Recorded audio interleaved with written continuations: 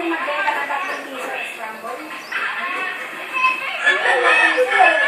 Nagbibenta lang kami ng request eh. Try nga namin nag-request yan sa kito. Bukas siguro, mag-try na kami sa kito ng 2 piso. Pero may magiging mga 10. Mga tating ko. Kaya kami sa Maynila. Dapat dito, mababa ako, ginanong ko rin yung tao, dilabot ko yung nag-request.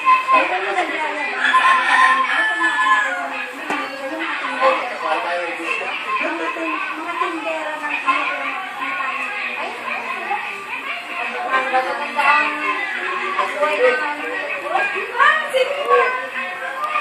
Magpapasok ka kasi ito, magkano yung suldog, 200, 300. Akala ng taga rito, pagkalit ka na Manila, inisip ko mayaman ka rin.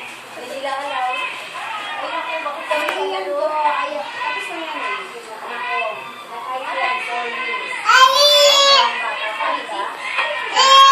Ayaw na yung mag-trabaho. Bibigyan siya ng trabaho.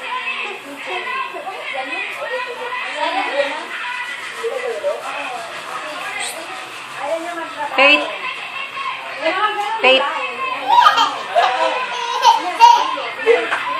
Faith. Hi ka daw kay Daddy. Hi.